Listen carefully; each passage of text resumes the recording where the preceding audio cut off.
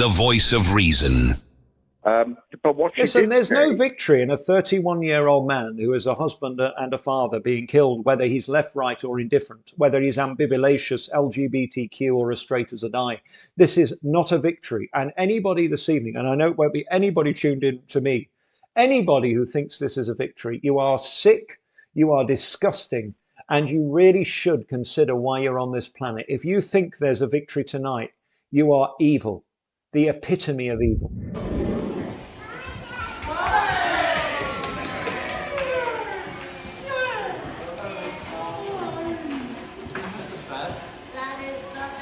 Trust the mainstream media, they'll make your teeth itch. Alex Belfield's voice of reason. And we will see how this evening progresses. It is not going very well so far. Not for me. I'm fine, by the way. I'm absolutely fine. But it has been a horrible, dreadful day in terms of news, and it's getting worse by the second. And we've just heard that Charlie KIRK, who is, of course, a very close associate of Donald Trump, has been shot at a university where he was doing a speech about trans. And on the back of that, a madman shot him in the neck. And we have no confirmation at this point as to whether he is still alive or not.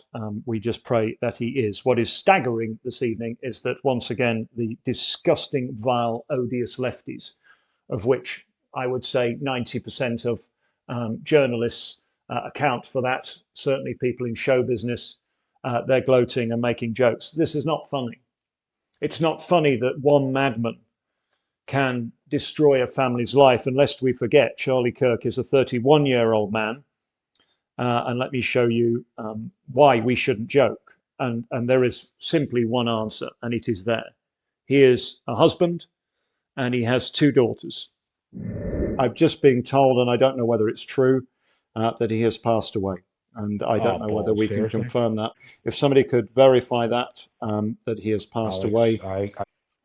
That's, oh, man. The hairs have gone up on the back of my head. I don't know. There is some crazy people in this world. They really are. Just why can't they just leave people alone and let them live their life? And, you know, that's not good. We have confirmation from Johnny, who has just sent me the breaking headline that Charlie KIRK dies after being shot at campus event in Utah, says President Trump. So there we go. Unreal. Thank you for your call this evening. It is the voice of reason. Oh, I don't know.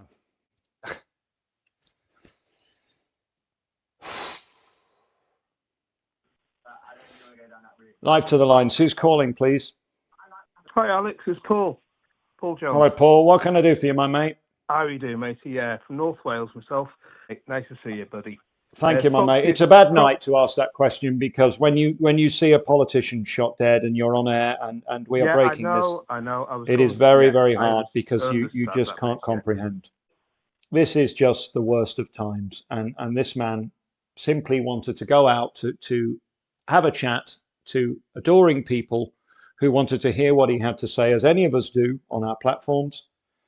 And tonight, his wife and his 2 daughters will never see him again. And I think that is just absolutely abhorrent. Oh, it's confirmed he's dead.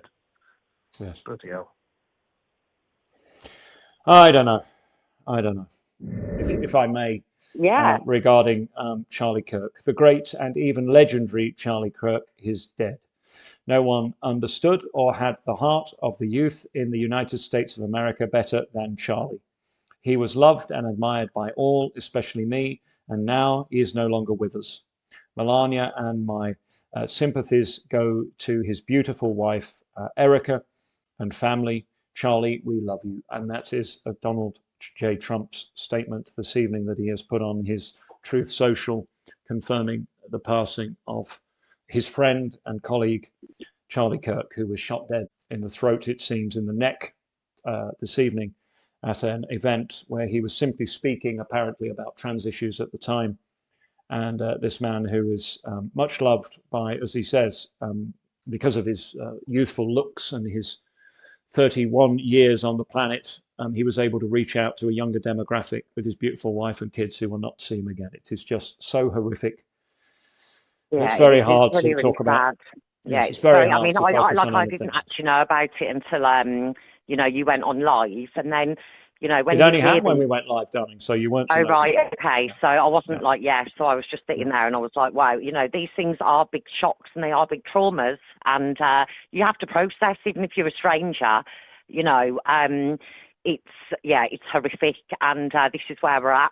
I think there's open genocide everywhere, everything they're doing, and the more it's talked about and put out there, it's just, I think they're just trying to normalise, this is how we live, this is how it will be. We don't seem to have any rights anymore. We don't seem, you know, I mean, we've got each other, but that's how we get through. You know, it's important to remember, just really, that's what will see us through. Like, you know, we have to team up, and we have even to. already, darling Michelle, the right-wing influencer Charlie Kirk shot at Utah event, says the London Economic. How about father and husband? You bastards. The fucking mainstream media, they can't help it. They just can't give anyone a break ever. And it's so relentless. Well, they're devoid they're of they're devoid of empathy and compassion. Otherwise, they wouldn't be able to get up every day and do what they do. I know. It's the weirdest of times, and I just want to thank you for your call this evening. I apologise if I'm not engaging as closely as I should, but it's a strange night for us all. Well, I've shared you this evening, my friend. I've had an earpiece in my phone watching Megyn Kelly and watching you at the same time. I don't blame you. Wise choice. And Megyn is obviously, everyone on there with Fox is extremely upset, as am I, to be honest. But what Listen, there's no victory in a 31-year-old man who is a husband and a father being killed, whether he's left, right, or indifferent, whether he's ambivalentious, LGBTQ, or as straight as a die. This is not a victory. And anybody this evening, and I know it won't be anybody tuned in to me, anybody who thinks this is a victory, you are sick, you are disgusting, and you really should consider why you're on this planet. If you think there's a victory tonight, you are evil, the epitome of evil. I absolutely agree. But what Megyn Kelly did say, this is only because when I was phoning you, I had to shut it off, that they haven't got the shooter yet. Jim there in South Wales. If you want to get through, the phones are open for you, and understandably the phones are very busy tonight. Hello, who's calling? Oh, hello, Alex. It's Louise and Oscar Louise. How are you doing? Hello, my darling. What can I do for you tonight? I wasn't even going to ring in, but do you know the fact that the media are calling Charlie Kirk far right? I'm absolutely fuming. How dare they? It's disgusting. It's just the bastard horrible. who shot him.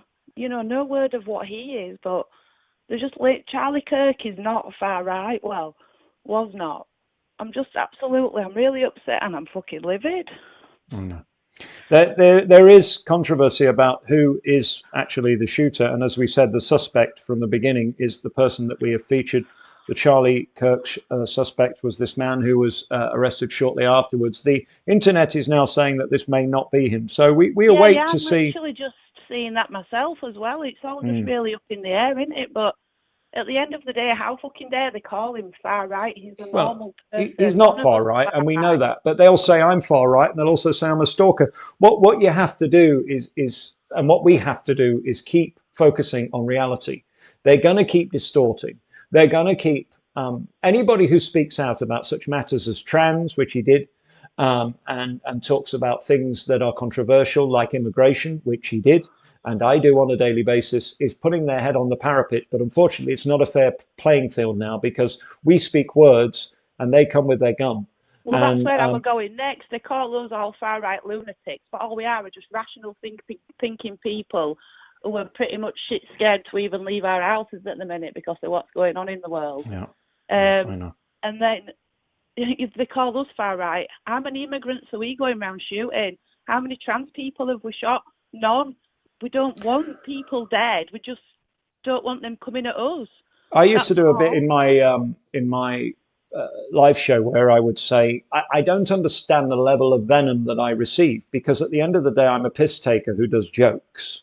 Exactly. And I don't hate anybody. I've never been accused of a hate crime. I've never been arrested for a hate crime. I've never been charged with a hate crime. There's no hate in me. I just say words, and that's why they had to go the way they did.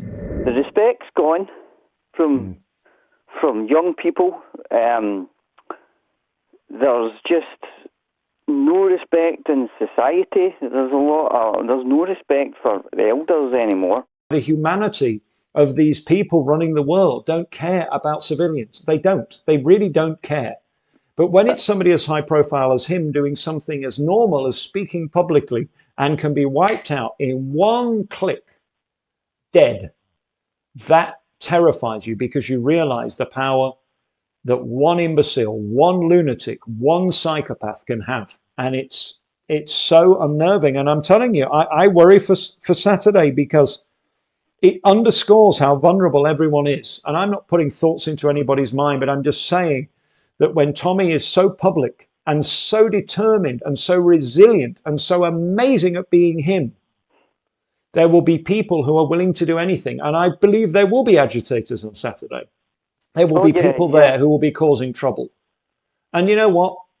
It is best I'm not there, because of all the people, I'm the most vulnerable, because one incident and I go back to prison. So actually, I'm better minding my own business. I'm going to go to the circus on Saturday with my godkids. That's the best place for me to go and see, a man with big shoes and a big pointy nose. I don't mean Keir Starmer, and mind my own business, because this underscores what world we're living in. It's not a level playing field. Sir, thank you so much for your call. I appreciate it. Alex, before you go, the reason I'm really phoning is you keep doing what you're doing, even if you're just doing the phone in, because I'll tell you something. You are a threat to the establishment, you're a threat to the authorities, because you provide a platform, and you've provided that platform during lockdown and COVID, and all this started during lockdown and COVID. We had normal society, and then COVID came, and I said to everybody, don't pay attention to what they're reporting in the news, pay attention to what we don't know, and then all this LGBTQ nonsense started. That's what's great about being human, is that we should judge on how people treat us, because I'm telling you, there is a narrative that people want you to believe, and this noise online is hate him, hate him, hate him, he's a monster, he's a monster. Nobody fucking believes it, and they can say what they like. They can say I raped a camel in Egypt in 1992. Nobody will fucking believe it. Why? Because if there were any shit to come out, it would have already come out. It's too late. And what they've done to this man tonight and his family, I don't know how Trump stops a civil war in America.